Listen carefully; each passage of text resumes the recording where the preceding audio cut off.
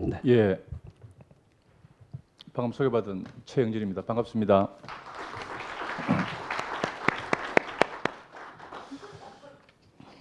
그 지방 자치제에 관련되는 법률적인 사항들은 이제 사실 많이 이야기되어 왔습니다. 그리고 오늘도 보니까 국회의원들도 많이 잘 알고 계시는 것 같아요. 그 현안에 대해서는 세부적인 이야기보다 저는 좀 큰 틀에서 말씀드리고자 합니다.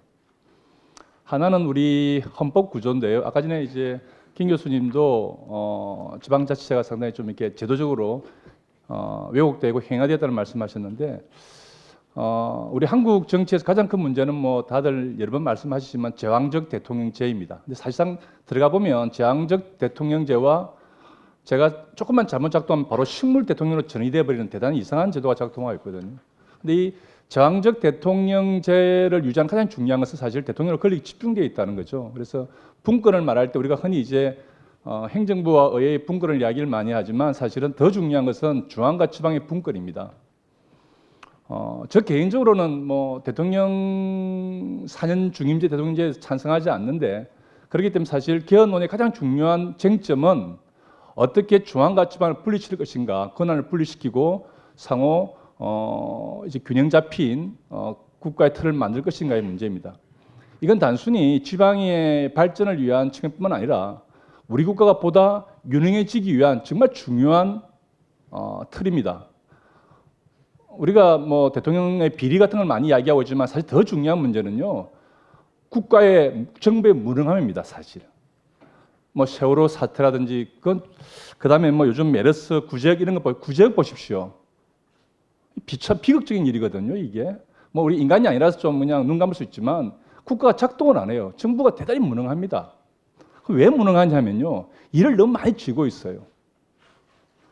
지방에 주면 충분히 될 일들을 중앙정부가 쥐고 앉아가지고 이래라 저래라 하면서 일을 더 힘들게 만드는 거예요.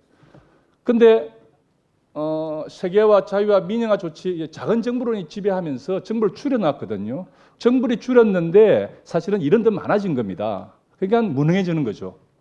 그래서 사실 우리 정부가 보다 유능해지고 또 그런 유능한 정부에 의해서 우리나라 더 좋은 나라가 되려면은 중앙정부 역할은 정말 중앙정부에 꼭 해야 될 일만 남기고 나머지는 다 지방으로 보내야 됩니다.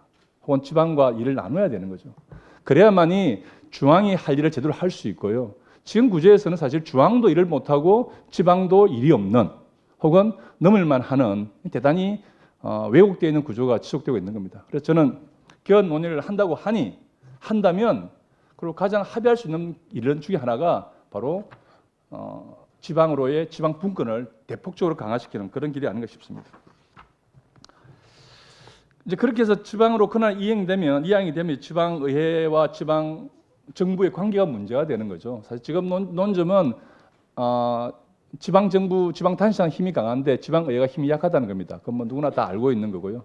그래서 이제 조세, 법률, 조직, 인력, 자치권이 와야 되고, 또 의회 차원에서 본다면 의회 활동을 강화시킬 수 있는 의회 정책 보좌, 의정 보좌 인력이 주어져야 된다.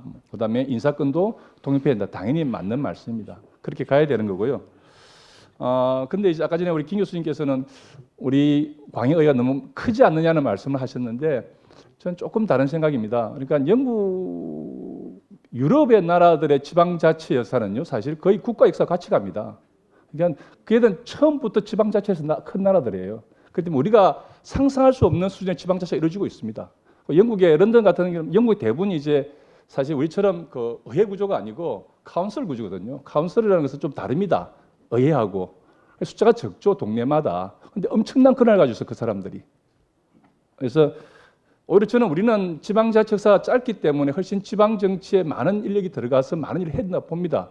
그래서 의원도 뭐 그렇게 많다고 생각을 하지는 않고요.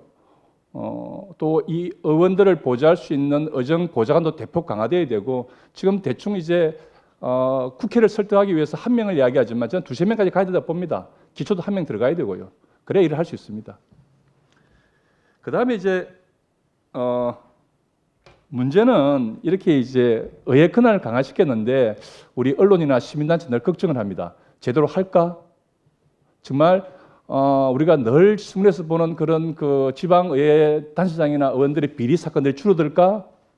그래서 아까 전에 김 교수님도 윤리성을 강화하자고 말씀하셨는데 사실 윤리적인 기준 가지고 되는 건 아닐 거라고 저는 생각을 합니다. 그래서 사실 지방 정치 차원에서 경쟁 구조가 만들어진다고 저는 생각을 합니다. 지금 사실 서울이나 몇 개 도시만 빼고 남는 다 일당 독점 상태거든요. 하나의 정당에서 단체장이 나오고 의원이 다수가 되는 구조에서는 비리 절대 못 막습니다. 구조적으로 못 막는 거예요. 그래서 경쟁 구조가 필요한 거거든요. 그래서 사실 지방의회가 권한을 많이 가진다는 것은 다른 말로 하면요. 지금 구조에서는 특정 정당이 지방을 독점해버립니다. 이 딜레마를 해결해야 돼요. 이 딜레마가 해결되지 않으면 권한은 갖는데 이런 데 못하는 더 부패해지는 상황이 발생하는 거예요. 그래서 같이 가야 될 게 뭐냐면은 지방 정치를 활성화한다. 지방 단위에서 경쟁적인 정당 구조를 만들어야 된다. 그래서 구조적으로 경쟁하고 구조적으로 청렴할 수 있는 그런 상태를 만들어야 같이 돌아가지 않나 싶습니다.